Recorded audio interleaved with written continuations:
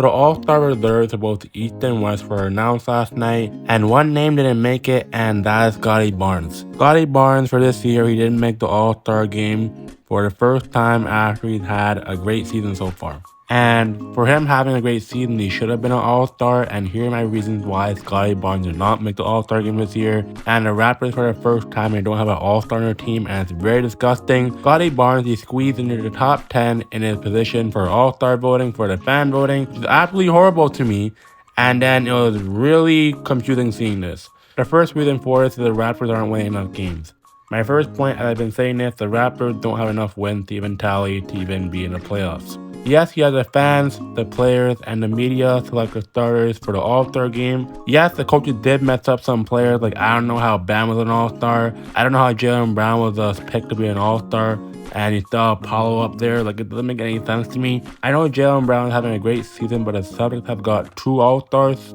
That's crazy. And yes, there are picked off based on favoritism and the team's overall narrative and just the individual success that player is having to them contributing to their team that's winning. Yes, Scottie Barnes has been playing with guys in his rookie season, but those guys have been gone and taken away from him. You have guys like Fred VanVleet, who is established a veteran to him. You have Pascal Siakam, you have Brett Chua, and other guys here.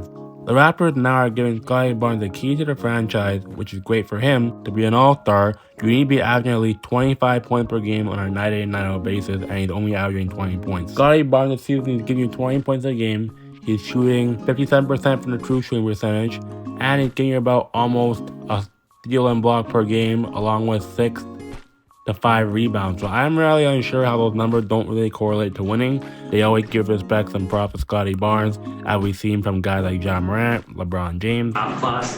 What are your impressions of Scottie Barnes and this draft class? I saw Scottie Barnes for the first time in the 7th grade, and I told one of my good friends that this kid is going to be special. I seen his length of his arms, and he was playing point guard at his size back then. And I mean, obviously he's still doing it now. He can play multiple positions, but you know, for him to have that size and that ability, I knew he was going to be special. I always talk to my friends about him.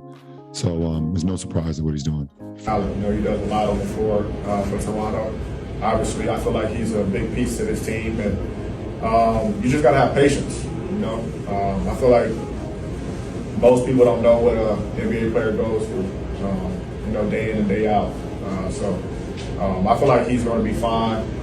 I'm sure y'all Raptors fans, you know, would like to hear that, but yeah, it's nothing, you know, too crazy about it. And many other teams just see his growth and development of player. But for Scottie Barnes, if he becomes an All-Star, I mean, there's not much to even say here. So if you can say for these narratives here, you can say that Scottie Barnes is having a great season. He's giving you numbers like almost Nikola Jokic and LeBron has almost had. He's not forcing the game rough. Like, he's basically just letting the game come to him and he's just playing the right way. So if Scottie Barnes were to become an All-Star, you can say those, but here are my thoughts why he didn't become All-Star this year as for the selection process. So if you guys like this video, and I'm out of here, brothers. Peace out. Raptors should be inserted in there. I've thought about Kristaps Porzingis. I thought about Derek White for Boston.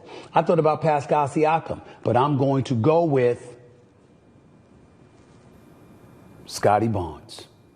That's how I feel. Because I think his numbers are there. Even though his team doesn't have the greatest record in the world, there's some changes going on in Toronto. But this brother's got a lot of promise, a lot of potential. Why did I not pick Trae Young for the Atlanta Hawks, who's averaging 27 points and 10 assists? Because the Hawks stink this year. They're 7 games under 500.